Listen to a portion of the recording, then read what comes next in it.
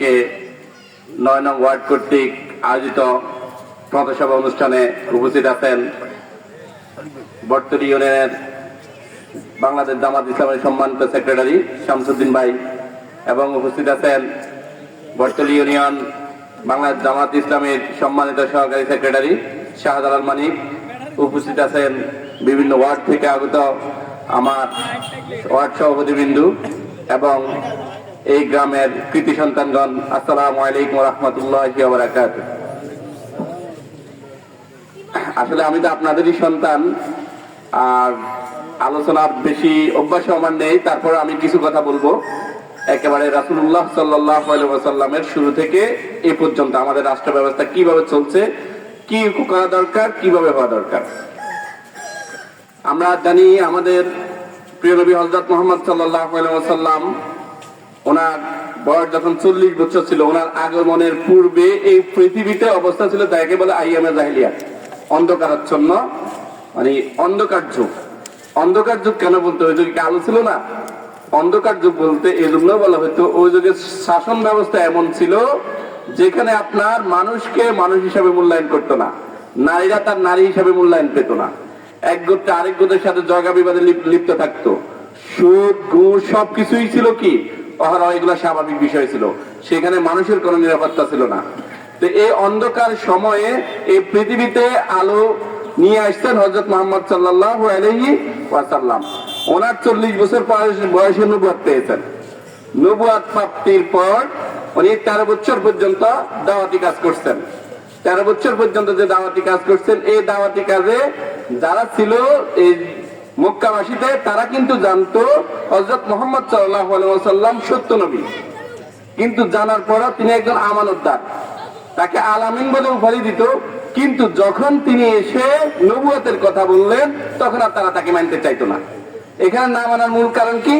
মূল কারণ হচ্ছে সবাই যদি তাকে নবী হিসাবে মানেন, হযরত মুহাম্মদ সাল্লাল্লাহু আলাইহি ওয়াসাল্লামকে নবী হিসাবে মানেন, তাহলে এখানে তাদের আর ক্ষমতা থাকবে না। মূল প্রবলেম কোথায় ছিল? ক্ষমতা থাকবে না। যখন সবাই হযরত মুহাম্মদ সাল্লাল্লাহু আলাইহি ওয়াসাল্লামকে মানবে, এই বিশেষ করে ক্ষমতার চেয়ার চাইতো না, এজন্যই নবীকে নবী হিসেবে মানতো না, কিন্তু মনে প্রাণে অত্যন্ত ভালোবাসতো। বর্তমান আমাদের এখানে ওই যুগে বাংলাদেশ জামাত ইসলামী যারা আছেন, ওদের প্রত্যেকটা কর্মীকে, ওদের প্রত্যেকটা নেতাকে সবাই কিন্তু একটা ফেভারিট। আপনি যা দেখেন ওর মধ্যে কোনো আপনি ত্রুটি পাবেন না। ও কোনো জিনাতে লিপ্ত নাই, ও সুদে লিপ্ত নাই, ও ঘুষে লিপ্ত নাই, ওর আচার আচরণ সুন্দর। কিন্তু যখন তাকে আমরা ব্যক্তি হিসেবে পরিচয় দিই, তখন আমরা তাকে ভালো বলি। আর যখন সে আমরা ভোটের কথা বলি, ক্ষমতার কথা বলি, তখন আমরা জামাত ইসলামকে দেখতে পারি না। ঠিক তখনকার যে অবস্থা ছিল, বর্তমানে একই অবস্থা। তো 13 বছর পর্যন্ত এই মক্কাতে আল্লাহ রাসূল সবাই দাওয়াত দিচ্ছেন, ওদের অত্যাচার নিপীড়ন সহ্য না করে আল্লাহর নির্দেশে হিজরত করছেন মদিনায়। মদিনায় 10 বছরে উনি মদিনা ইসলামী রাষ্ট্র প্রতিষ্ঠা করছেন। মদিনা ইসলামী রাষ্ট্র প্রতিষ্ঠার পরে এরপরে মক্কা বিজয় করছেন। তাহলে মক্কা বিজয় হয়েছে এই মদিনা ইসলামী রাষ্ট্র প্রতিষ্ঠা করতে গিয়ে আল্লাহ রাসূলকে অনেকটা যুদ্ধ করতে হয়েছে। এই জন্য জিহাদ ফরজ। জিহাদ কেন ফরজ? জিহাদ হচ্ছে যে আপনি আপনার ভূমিতে, আপনার রাষ্ট্রে আল্লাহর আইন কানুন প্রতিষ্ঠা করবেন, ওই প্রতিষ্ঠার জন্য যে জিহাদ ফরজ। এর বাইরে কি আর কোনো জিহাদ আছে? আপনি কি আপনার গোত্রে গোত্রে জিহাদ করা যায়? একটা দেশ আরেকটা দেশের বিরুদ্ধে এমনিতেই জিহাদ করা যায়? আপনি জিহাদ কখন করবেন? জিহাদ তখনই করবেন আপনি আপনার রাষ্ট্রে ইসলামিক সরকার প্রতিষ্ঠা করবেন, এজন্য তো জিহাদ করে। ঠিক আছে। এর পরবর্তীতে মক্কা বিজয় করলেন। মক্কার পর আল্লাহ রাসূল 632 খ্রিস্টাব্দে আল্লাহ রাসূল ওফাত করলেন, আল্লাহ রাসূল চলে গেলেন। এরপর আসলে খোলাফায়ে রাশিদিনের যুগ। এই পৃথিবী কারা পরিচালনা করছে? খোলাফায়ে রাশিদিনরা পরিচালনা করছে প্রায় 30 বছর। এরপরে আসছে উমাইয়া খেলাফত। উমাইয়া খেলাফত আসলে প্রায় 400 বছর করছে। এরপরে আসছে আপনার আব্বাসীয় খেলাফত, এরপরে আসছে ওসমানী খেলাফত। আব্বাসী খেলাফত, ওসমানী খেলাফত 1923 সাল পর্যন্ত, প্রায় 100 বছর আগ পর্যন্ত এই ওসমানী খেলাফত চলছে। সে সমগ্র পৃথিবীতে শাসন করতো কে?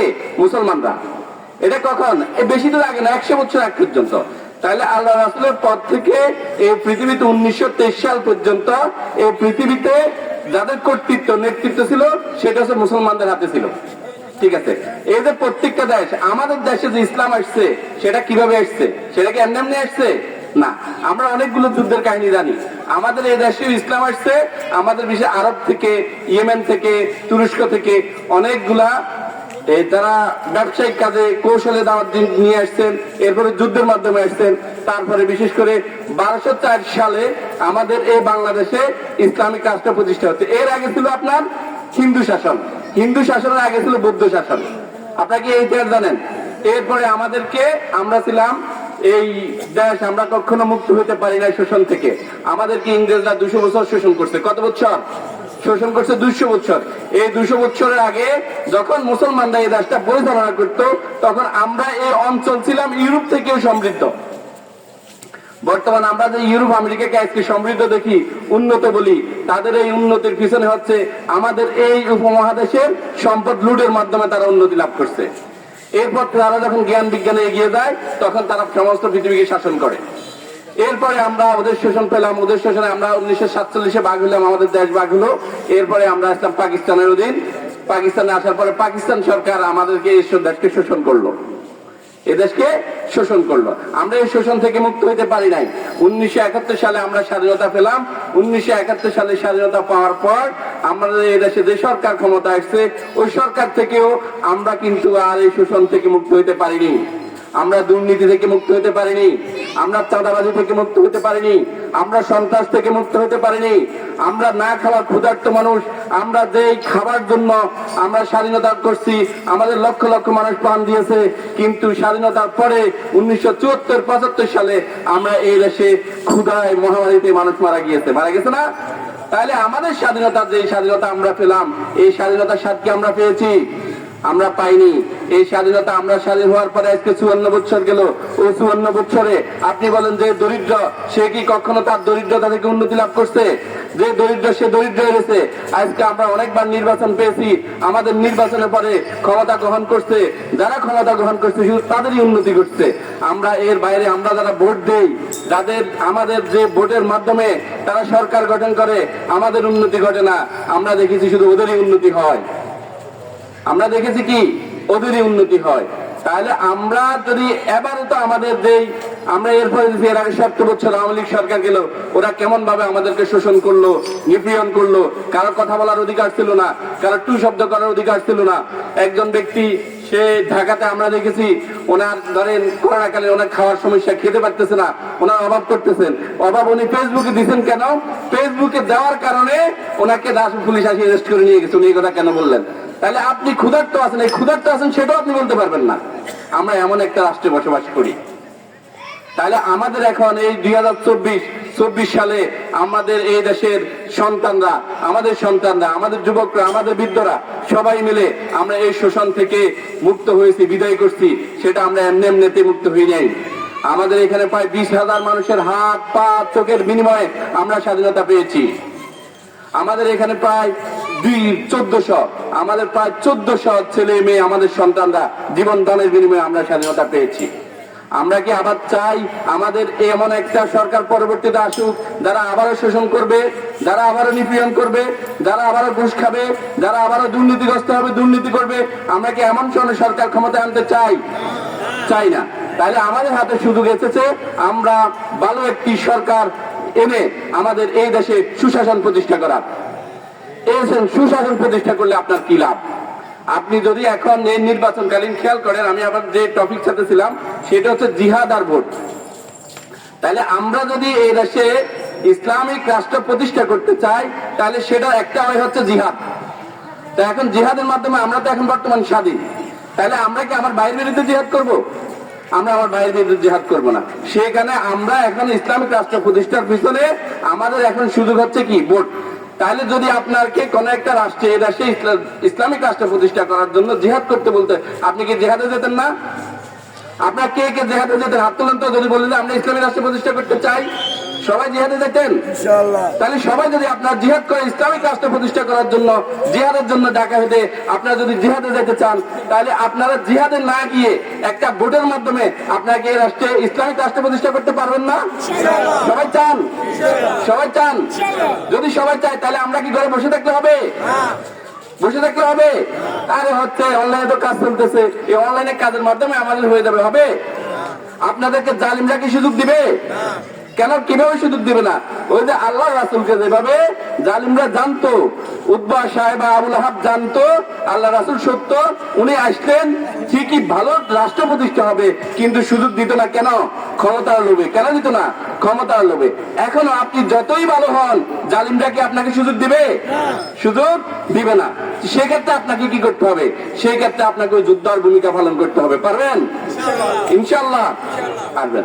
এবার যদি আসেন, ইসলামিক রাষ্ট্র যদি প্রতিষ্ঠা হয়, আপনার কি কি লাভ? আপনার কি কি লাভ? খেয়াল করেন, আমরা এই দেশে আমাদের একজন, আপনার মধ্যে মধ্যে একজন বিচার একটু ঝগড়াঝাটি লাগছে। কি লাগছে? একটু ঝগড়াঝাটি লাগছে।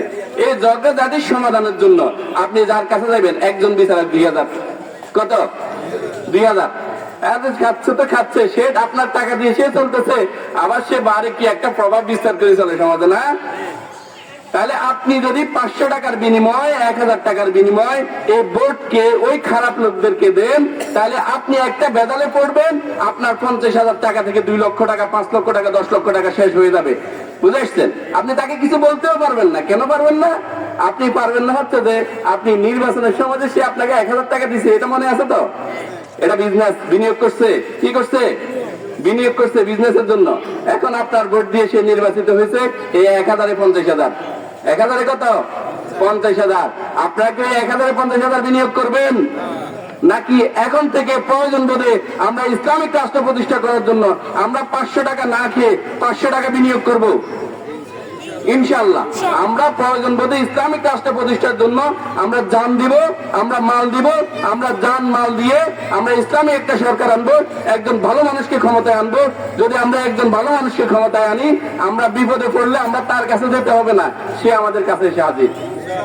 সে আমাদের কাছে এসে হাজির।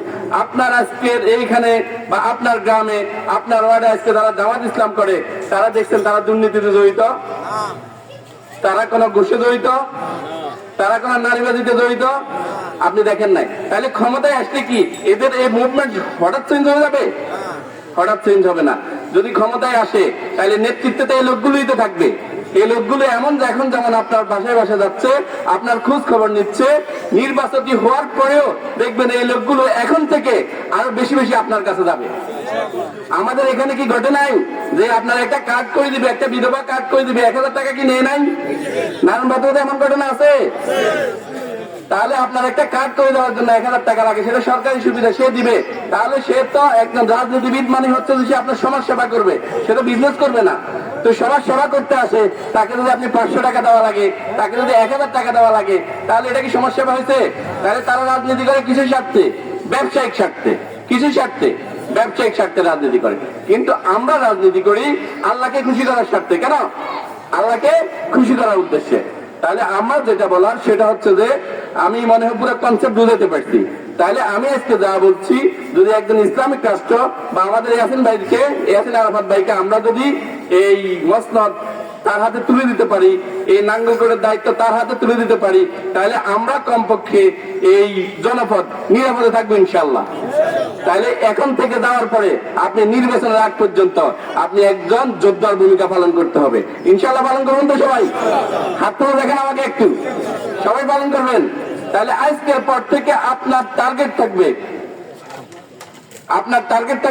এখন থেকে আর ঘুমাবেন না।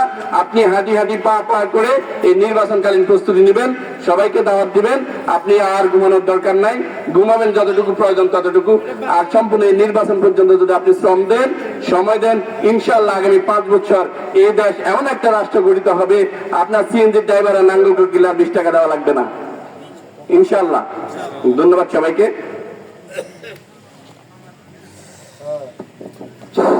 জি আলহামদুলিল্লাহ।